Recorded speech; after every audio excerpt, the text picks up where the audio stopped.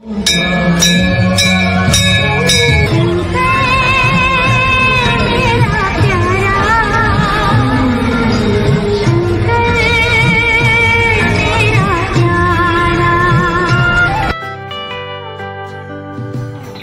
পর্বে কলকাতা থেকে দীর্ঘ 1987 কিলোমিটার পথ জার্নি করে আমরা এসে পৌঁছেছি কাশ্মীর রাজ্যের জম্মু তাবি রেল স্টেশনে।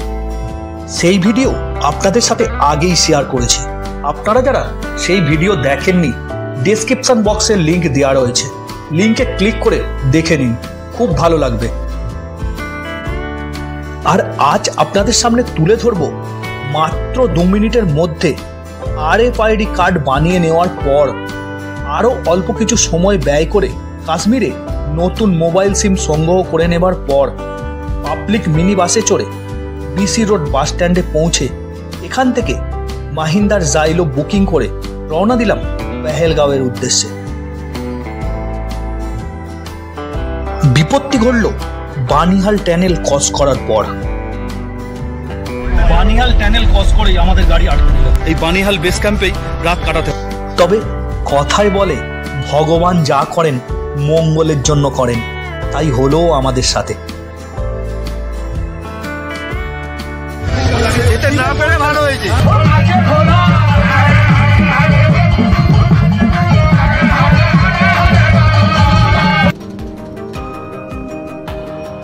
স্টেশন চত্বরের বাইরে চলে এসেছি আর এখন সবার প্রথমে বানিয়ে নেব RFID কার্ড। যে কার্ডটি না হলে এই অমরনাথ যাত্রা কোনোভাবেই কিন্তু করা সম্ভব হবে না। আর এই কার্ড বানানোর জন্য সঙ্গে রাখতে হবে এই যাত্রা পারমিট আর আধার কার্ডের অরিজিনাল কপি। একদম জম্মু তাওয়াই স্টেশন থেকে 1 নম্বর প্ল্যাটফর্ম দিয়ে বাইরে বেরিয়েই সামনেই রয়েছে বিশ্রাম ঘর, আর এখানেই এর ভেতরেই বানানো হচ্ছে RFID কার্ড।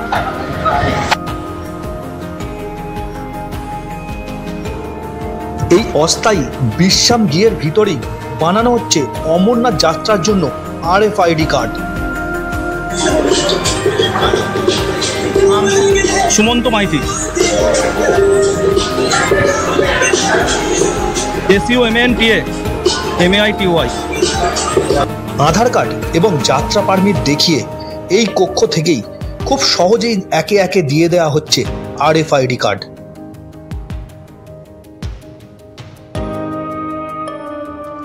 জম্মু স্টেশন ছাড়াও পেহেলগাঁও অথবা বালটাল বেস ক্যাম্প এবং শ্রীনগর এয়ারপোর্টের বাইরে থেকেও কিন্তু RFID কার্ড বানিয়ে নেওয়া যায়। মাত্র 2 মিনিটের মধ্যেই করিয়ে নিয়েছি আমার RFID কার্ড। যে কার্ডটি না হলে এই অমরনাথ যাত্রা কিন্তু কোনোভাবেই করা সম্ভব নয়। এই অমরনাথ যাত্রা করার জন্য এই RFID কার্ড একদম মাস্ট। আমাদের সমস্ত টিমেরই RFID কার্ড হয়ে গিয়েছে, সবাই চলে এসেছে, আর আমাদের অমরনাথ যাত্রায় কোনো রকম বাধা রইল না। জয় বাবার পানি। একদম জম্মু তাওয়াই স্টেশন থেকে 1 নম্বর প্ল্যাটফর্ম দিয়ে বাইরে বেরোলেই এই সমস্ত দোকানগুলিতেই পাওয়া যাচ্ছে জম্মুতে ব্যবহার করার জন্য প্রিপেড সিম। আগের পর্বেই আপনাদের জানিয়েছি যে কাশ্মীর উপত্যকায় কাশ্মীরের বাইরের কোনো প্রকার প্রিপেড সিম কিন্তু কাজ করে না। তাই আপনারা যারা প্রিপেড ইউজার তাদেরকে মোবাইল সচল রাখার জন্য অতি অবশ্যই এখান থেকে একটি নতুন জম্মু কাশ্মীরের প্রিপেড সিম নিয়ে নিতে হবে।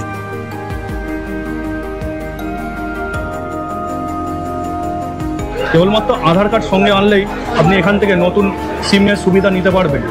50 টাকা নতুন সিম নেওয়ার জন্য চার্জ, এবং আপনি যেটা রিচার্জ করবেন 50 প্লাস আপনি যেটা রিচার্জ করবেন সেই চার্জ দিয়েই এখান থেকে সিম নেওয়া যেতে পারে। আমাদের টিমের সকলেই প্রায় এখান থেকে নতুন সিম সংগ্রহ করে নিচ্ছে। আমিও এখান থেকে একটি জিওর নতুন সিম নিয়ে নিলাম। আপনাদেরকে একটি বিশেষভাবে তথ্য দিয়ে রাখছি, আমি কলকাতা থেকে এয়ারটেল জিও দুটো সিমই কিন্তু প্রিপেড থেকে পোস্টপেডে কনভার্ট করেছিলাম, কিন্তু দুটো সিমই আমি অ্যাপসের মাধ্যমে করেছিলাম। আমি দেখলাম যে আমার এয়ারটেল সিমটি কনভার্ট হয়ে গিয়েছে, এখানে নেটওয়ার্ক দিচ্ছে, কথা বলা যাচ্ছে, কিন্তু জিও সিমটি কোনোভাবে নেটওয়ার্ক দিচ্ছে না। তাই আপনাদেরকে জানাচ্ছি আপনারা কিন্তু অ্যাপসের মাধ্যমে না করে স্টোরে গিয়েই এই প্রিপেড থেকে পোস্টপেডে কনভার্ট করবেন।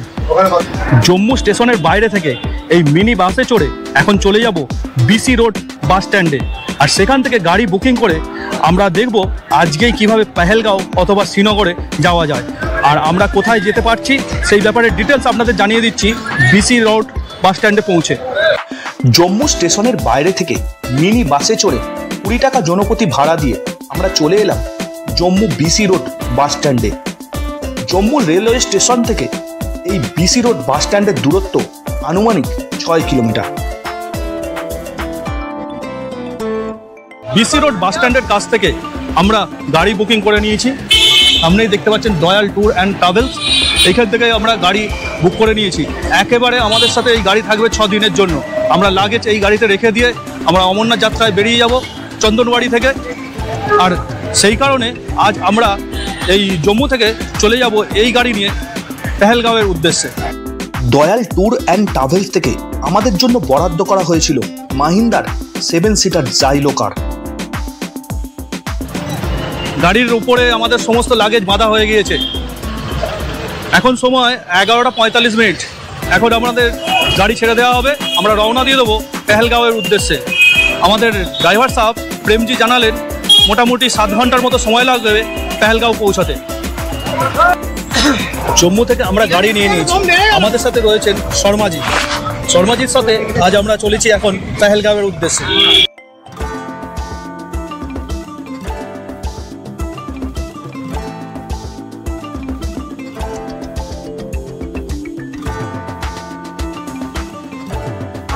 আজ সকালে জম্মু স্টেশনে নেমে পড়েছি ট্রেন থেকে।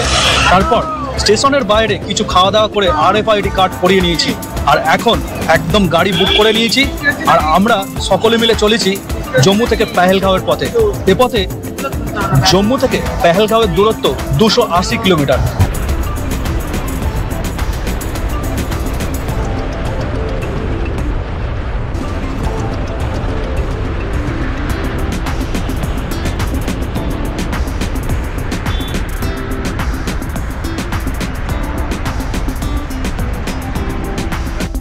জানিয়ে রাখি, পেহেলগাঁওয়ের পাশাপাশি বালতাল হয়েও কিন্তু অমরনাথ যাত্রা করা যায়।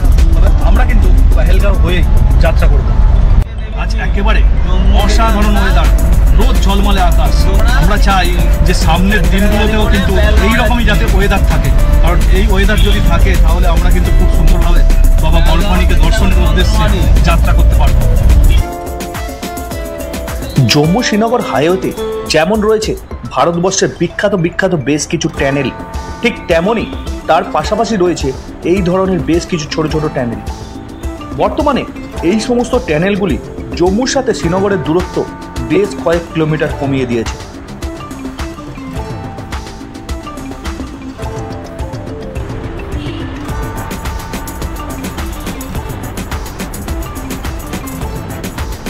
বছরের এই সময় অর্থাৎ যেই সময় অমরনাথ যাত্রা হয় সেই সময় কিন্তু পেহেলগাঁওয়ের রাস্তায় বেশ জ্যাম লক্ষ্য করা যায়। এই জ্যামের হাত থেকে রক্ষা পাওয়ার জন্য জম্মু থেকে পেহেলগাঁও যাওয়ার জন্য ভোরের সময়টা বেছে নেওয়াটাই উপযুক্ত।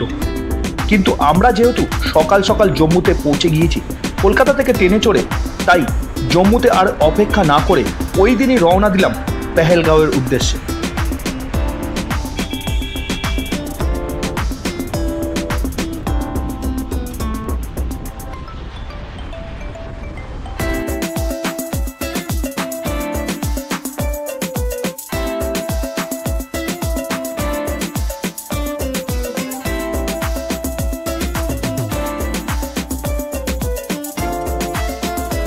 প্রায় 90 কিলোমিটার পথ চলে আমরা অবশেষে এসে উপস্থিত হলাম ভারতবর্ষের বর্তমানে সর্ববৃহৎ সড়ক tunnel doctor Shyamaprasad Mukherjee tunnel বা চিনানি নাসরি সুড়ঙ্গের মধ্যে, যার দৈর্ঘ্য 9.28 কিলোমিটার। এই সুড়ঙ্গটি জম্মু ও শ্রীনগরের মধ্যে 30 কিলোমিটার এবং ভ্রমণের সময়কে প্রায় 1 ঘন্টা 30 মিনিট কমিয়েছে। এই সুড়ঙ্গটি NH-44-এর অংশ। 2011 সালে কাজ শুরু হয়ে 2017 সালের 2রা এপ্রিল কাজ সম্পূর্ণ হয় এই গুরুত্বপূর্ণ টানেলের। রামবান থেকে 10 কিলোমিটার আগে আমাদের গাড়ি দাঁড়িয়ে রয়েছে। প্রায় 20 মিনিট হয়ে গিয়েছে, কারণ এখন যারা জম্মুর দিকে ফিরে যাচ্ছেন ওনাদের গাড়ি ছাড়া হয়েছে, আমাদের গাড়ি আটকে দেওয়া হয়েছে। যদিও এই হাইওয়ের প্রায় সর্বত্রই রয়েছে 4 লেন, তবুও বেশ কিছু জায়গায় এখনও সড়ক নির্মাণের কাজ চলার কারণে 30 মিনিট করে সময় নিয়ে দুদিকের গাড়ি পারাপার করা হচ্ছে। সেই কারণে রামবান থেকে 10 কিলোমিটার আগে আমাদের প্রায় 20 মিনিটের বেশি অপেক্ষা করতে হলো।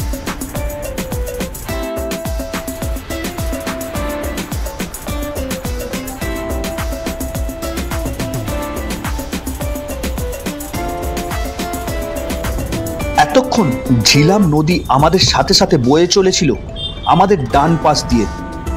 এখন থেকে নদী আমাদের সাথে সাথেই চলবে, তবে সে চলবে আমাদের বাম পাশ দিয়ে।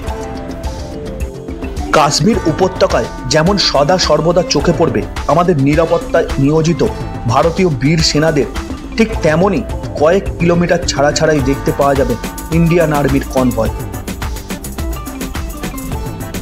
এসে উপস্থিত হয়েছি অমরনাথ যাত্রাপথের প্রথম ভান্ডারায়। এই ভান্ডারাটি রামবানে অবস্থিত। আমরা প্রবেশ করেছি অমরনাথের যাত্রাপথের প্রথম ভান্ডারায়। এখানেই করে নেব দুপুরের খাওয়া দাওয়া। এখানে রয়েছে থালা এবং চামচ। থালা চামচ সংগ্রহ করে চলে এলাম এই স্থানে। এখানেই দেওয়া হচ্ছে দুপুরের খাবার। মেনুতে রয়েছে রাইস, চানে কে সবজি এবং পেঠা, যেটি কুমড়ো দিয়ে তৈরি। এছাড়াও খাবারে রয়েছে পুরি। খাবারের গুণগত মান নিয়ে কোনো কথা হবে না। সমস্ত খাবারের স্বাদ ছিল অতুলনীয়, বিশেষত পেঠা, যে পদটি আমাদের কাছে নূতন। কুমড়ো দিয়ে তৈরি একটি অসাধারণ সুস্বাদু পদ। এখানকার ফুচকার রয়েছে 4টি স্বাদ, একটি টক, একটি টক ঝাল, একটি টক মিষ্টি এবং একটি মিষ্টি। আমার সবচাইতে বেস্ট লেগেছিল টক মিষ্টি স্বাদের ফুচকা।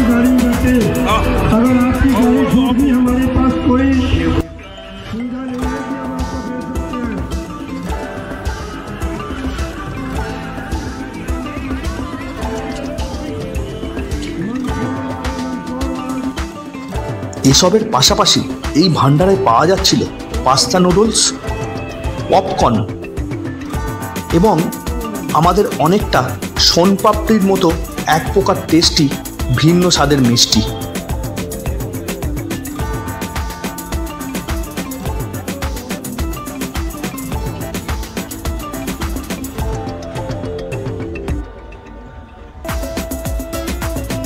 ভান্ডারাতে খাওয়া দাওয়ার পাশাপাশি রয়েছে একটি মেডিকেল ক্যাম্প। অমরনাথ যাত্রীরা শারীরিক সমস্যা অনুভব করলে এখানে চিকিৎসা করিয়ে নিতে পারেন, সে ব্যবস্থাও রয়েছে এই ভান্ডারায়। এছাড়াও যাত্রাপথের প্রায় সমস্ত ভান্ডারাতে খাওয়া দাওয়ার পাশাপাশি এন্টারটেনমেন্টের জন্য নাচ গানেরও ব্যবস্থা রয়েছে।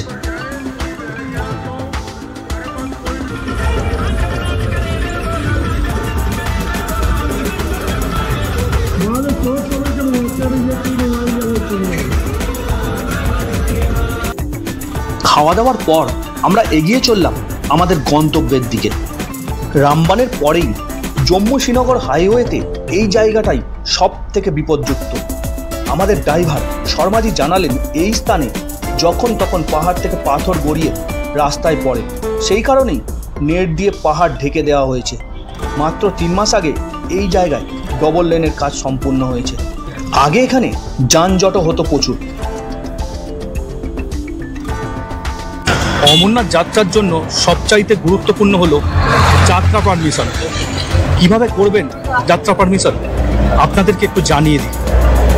অমরনাথ যাত্রা সাইনবোর্ড দ্বারা উল্লেখিত নির্দিষ্ট হসপিটালে পৌঁছে সবার প্রথম কাজ হলো 2 টাকার বিনিময়ে আউটডোর থেকে টিকিটটি সংগ্রহ করে নেওয়া।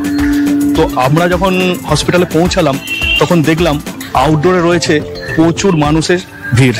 তো সেই কারণে বাইরের কম্পিউটার সেন্টার থেকে আমরা অনলাইনের মাধ্যমে টিকিটটি সংগ্রহ করে নিয়েছি। এখন ফর্ম ফিল আপ করে নিয়েছি। এবারে এই বহির্বিভাগে আমরা যে উল্লেখিত যাত্রার জন্য উল্লেখিত যে সমস্ত শারীরিক পরীক্ষাগুলি রয়েছে সেগুলি করে নেব। 16 এপ্রিল 2024 মঙ্গলবার উলুবেড়িয়া শরৎচন্দ্র জেনারেল হসপিটাল থেকে অমরনাথ যাত্রার জন্য প্রয়োজনীয় মেডিকেল চেক আপ করিয়ে নিলাম। সারাদিন মেহনতের পর অবশেষে মেডিকেল সমস্ত চেক আপ করিয়ে সুপারের ঘরের ফর্ম জমা দিয়ে দিয়েছি। উনি জানালেন আজকে কোনোভাবেই সেই ফর্ম আমাদের দেওয়া সম্ভব নয়, শুক্রবার উনি আসতে সময় দিলেন, শুক্রবার অনুমতি দেবেন, আবার আসতে হবে শুক্রবার অনুমতিপত্র নেওয়ার জন্য। সারাদিন সকালবেলা বেরিয়েছিলাম, সারা শরীর ঘামে ভিজে গিয়েছে, খাওয়া দাওয়া হয়নি, এখন ফিরে যাব বাড়িতে। তা শুক্রবার আবার আসবো, তখন আবার দেখাবো কিভাবে ফর্মটা পেলাম এবং অনুমতি পেলাম কিনা। ফাইনালি পেয়ে গিয়েছি অমরনাথ যাত্রার বৈধ মেডিকেল রিপোর্ট। যারা বিগত বছরে যাত্রা করেছেন বা এবছরে যারা রেজিস্ট্রেশন করছেন তারা জানেন এই কাগজটির মূল্য কত। 16/4/2024 আমরা উলুবেড়িয়া হসপিটালে এসে মেডিকেল চেক আপ করিয়ে সেই কাগজটি সুপারের ঘরে জমা দিয়েছিলাম, কিন্তু ওই দিন উনি কাগজ সই করে আমাদের দেননি। আজ 19 তারিখ শুক্রবার আবার হসপিটালে এসে সেই কাগজটি সংগ্রহ করতে হলো। এখন যে পায়েলগাঁও থেকে যে অমরনাথ যাত্রার যে স্লট সেটি অনলাইনে দেখছি ফুল হয়ে গিয়েছে। আমরা যেতে চাইছি পায়েলগাঁও থেকে 7 তারিখ, সেই মতো আমরা টিকিটও কেটে ফেলেছি ট্রেনের। তো অফলাইনে গিয়ে দেখতে হবে ব্যাংকে যে কিভাবে কি আমরা যাত্রা করতে পারি। এখন এই সমস্যা খুবই বড় হয়ে দাঁড়াচ্ছে আমাদের কাছে। উলুবেড়িয়া হসপিটাল থেকে মেডিকেল সার্টিফিকেট হাতে পাওয়ার পর এদিক ওদিক একটু খোঁজখবর নিয়েই জানতে পারলাম কলকাতার স্টেট ব্যাংকের এই ব্রাঞ্চ থেকে, অর্থাৎ মেন ব্রাঞ্চ থেকে দেওয়া হচ্ছে অমরনাথ যাত্রা পারমিট। তাই আর কোথাও সময় নষ্ট না করে একেবারে চলে এসেছিলাম এই ব্রাঞ্চে, আর এখন পেয়ে গিয়েছি অমরনাথ যাত্রা পারমিট। আমাদের 7 জনেরই যাত্রা পারমিট হয়ে গিয়েছে। তবে এক্ষেত্রে আমাদের ছোট্ট একটু সমস্যার সম্মুখীন হতে হয়েছে, সেটা হলো আমরা আগে থেকেই 3 জুলাই ট্রেনের টিকিট করিয়ে রেখেছিলাম কলকাতা থেকে কাশ্মীরের উদ্দেশ্যে রওনা দেওয়ার জন্য, কিন্তু আমরা যাত্রার পারমিশন পেয়েছি 15 তারিখে। অর্থাৎ আমরা যদি 3 জুলাই কলকাতা থেকে কাশ্মীরের উদ্দেশ্যে রওনা দিই তো সেক্ষেত্রে কাশ্মীরে গিয়ে আমাদের 10 দিন অপেক্ষা করতে হবে অমরনাথ যাত্রা করার জন্য। তো আমি IRCTC অ্যাপসে দেখলাম যে 11ই জুলাই বেশ কিছু ট্রেনের অ্যাভেলেবেল সিট রয়েছে, তো এখন 11ই জুলাই ট্রেনের টিকিট করে নেব। সবই বাবার ইচ্ছা, বাবা যা করবেন ভালোর জন্যই করবেন। আর এরপর তো আপনারা দেখেছেন জম্মু স্টেশনে পৌঁছে কিভাবে আমরা যাত্রা পারমিট দেখিয়ে RFID কার্ডটি সংগ্রহ করে নিয়েছি। পেহেলগাঁওয়ের দূরত্ব 83 কিলোমিটার, শ্রীনগর 89 কিলোমিটার। আর এটি হলো বানিহাল রেলওয়ে স্টেশন। বর্তমানে সাঙ্গালধাম থেকে বানিহাল শ্রীনগর হয়ে বাদগাম পর্যন্ত এই লাইন বিস্তৃত। খুব তাড়াতাড়ি এই লাইনের সাথে জম্মু কাটরা লাইন জুড়ে যাবে, তখন আরও আমাদের সহজ হবে কাশ্মীরে আসা।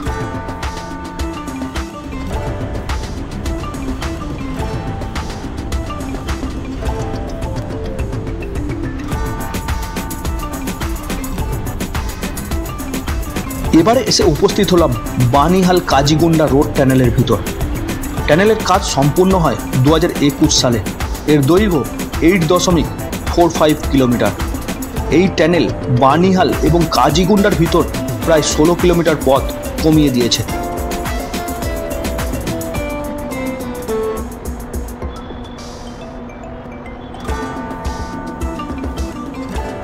ঠিক বানিহাল টানেল ক্রস করে এবারই ঘটল আসল বিপত্তি। আমাদের গাড়ি আটকে দেওয়া হলো। শুধু আমাদের না, সমস্ত পর্যটকদের গাড়ি আটকে দেওয়া হয়েছে, কারণ বিকালের পর এই বানিহাল ক্রস করে আর কোনো গাড়িকেই নিরাপত্তার কারণে আগে যেতে দেওয়া হয় না। যদিও একথা আমাদের ড্রাইভার প্রেম কুমার শর্মাজি আগেই জানিয়েছিলেন। আমরা ঠিকঠাকই চলছিলাম। রামবানে খাওয়া দাওয়ার কারণে এবং রাস্তায় অল্প বিস্তর জ্যামের কারণে আমাদের একটু লেট হয়ে গেল।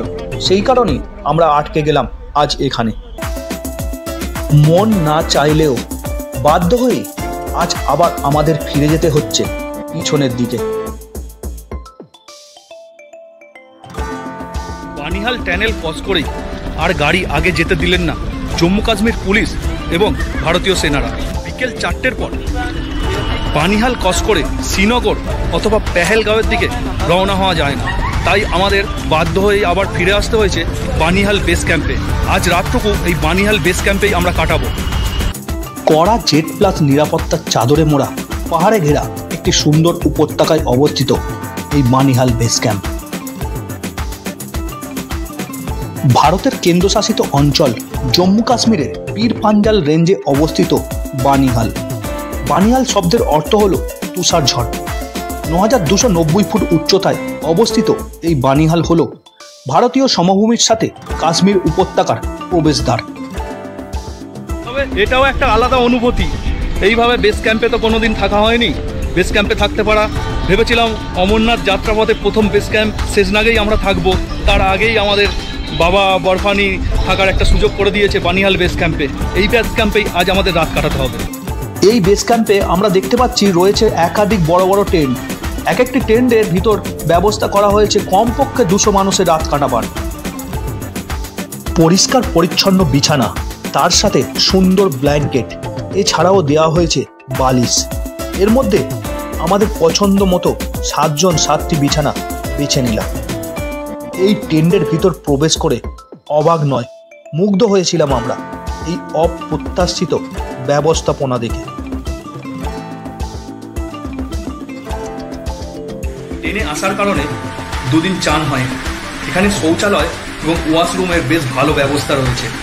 এখন ওয়াশরুমে গিয়ে ফ্রেশ হয়ে নেব, তারপর আপনাদের ঘুরে দেখাবো এই বানিহাল বেস ক্যাম্প। বানিহালে রাত্রিবাসের টেন্টের ঠিক পিছনে অবস্থিত একসাথে প্রায় শতাধিক শৌচালয়, যেখানে মহিলা ও পুরুষদের আলাদা আলাদাভাবে বিভক্ত করা আছে। তবে এখানে শৌচালয়ের ব্যবস্থা শতাধিক থাকলেও ওয়াশরুমের ব্যবস্থা রয়েছে মাত্র 3টি। এই সংখ্যা আরও বেশ কিছু বেশি হলে ভালো হতো, এটা আমার ব্যক্তিগত মত। হয়তো পেহেলগাঁওয়ে পৌঁছে আমরা কোনো হোটেলে থাকতেই পারতাম, কিন্তু এখন মনে হচ্ছে এই বানিহালে আটকে গিয়ে ভালোই হয়েছে।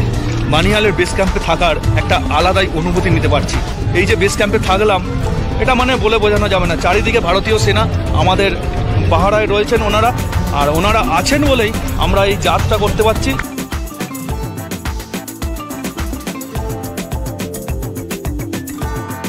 এনাদের জন্যই আমরা শুধু এই যাত্রা নয়, আমরা বাড়িতে যে প্রতিদিন যে শুতে পারি, ঘুমোতে পারি শান্তিতে, শুধু এনারা আছেন বলে। আমাদের টেন্টের ঠিক পাশেই রয়েছে ছোট্ট একটি অস্থায়ী হসপিটাল। হসপিটালটি 4 বেডের সুবিধা বিশিষ্ট। হসপিটালের বাইরে দাঁড়িয়ে থাকতে দেখতে পেলাম একটি অ্যাম্বুলেন্সও। এবার কিন্তু লঙ্গরে খাওয়া দাওয়া করবো, আর আপনাদেরকে দেখাবো যে আমরা কি খাওয়া দাওয়া করছি। এখানে সব কিছুই খাবার দাবার রয়েছে। এখন ঘড়িতে সময় সন্ধ্যে 7টা। ছেলের সঙ্গে এইমাত্র কথা হলো, ছেলে জানালো 8 ঘন্টা আগে আমাদের ওখানে সন্ধে হয়ে গিয়েছে। আর এখানে দেখুন কত আলো রয়েছে। বানিহালে সূর্যের আলোর সাথে সাথে এ যেন বসে গিয়েছে আলোর উৎসবও। আমাদের কালী পুজো, দুর্গাপুজোর থেকে কোনো অংশেই কম নয়। বেস ক্যাম্পে অবস্থিত সমস্ত ভান্ডারায় জ্বলে গিয়েছে রাতের আলো। তার সাথে লাউড স্পিকারে ভগবানের নামগানের ধ্বনি আকাশ বাতাস মাতিয়ে দিয়েছে।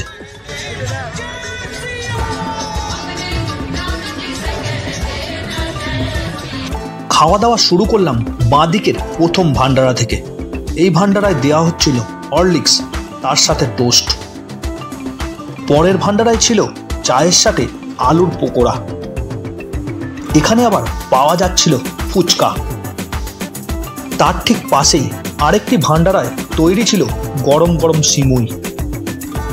ঠিক এখানেই দেখতে পেলাম আমাদের মামাকে একা একা সিমুয়ে চুমুক দিতে। মামা, সিমুইটা কেমন হয়েছে বলো? ভালো।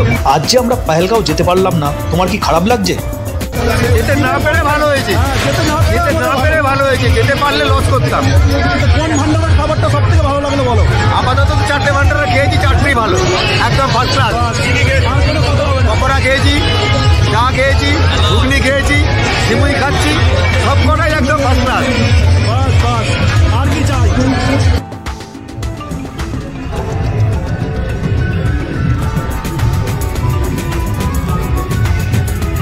বেস ক্যাম্পে যখন এসেছিলাম তখন কিন্তু বেশ গরম লাগছিল। রাত বাড়ার সাথে সাথে এখন কিন্তু ঠান্ডার অনুভূতি বাড়তে শুরু করেছে। জানি না রাত্রে কতটা ঠান্ডা লাগবে, তবে এখন কিন্তু বেশ ভালোই ঠান্ডা লাগছে।